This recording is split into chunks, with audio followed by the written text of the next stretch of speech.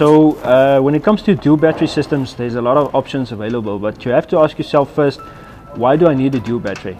And basically, when it comes to camping and you're going off-road, you're going to some remote place that there's no power, you're going to need auxiliary battery power, and that's where the dual battery system comes in.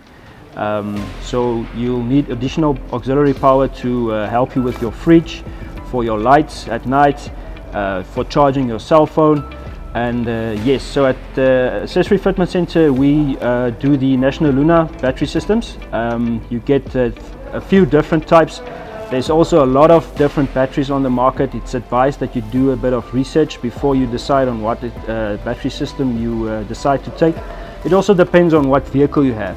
So some vehicles like this Prado, for instance, it's possible to do a battery system in the engine bay, so you fit your battery in the engine bay. But then you get other vehicles like the MP300 or the Amarok or the Ford Ranger, where it's not possible to fit it in the engine bay. Then you take the second option from National Luna. You have a battery box, auxiliary battery box. They call it the Porta Pack.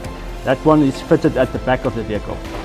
Also from National Luna you get a few different battery boxes available. There's the green DC to DC one. Then you get the grey National Luna box that has the Bluetooth function as well, and then there's the black one without the solenoid. So when it comes to auxiliary power and cabling and wiring on your vehicle, it's very important to take it to an accredited fitment center where technicians that has experience and qualified training on wiring and dual battery systems for your vehicle, so that they do the fitment professionally. You know that when it's fitted, there's warranty on the fitment, and there's also warranty on your product. So let's say something happens or something goes wrong, that you're covered for that.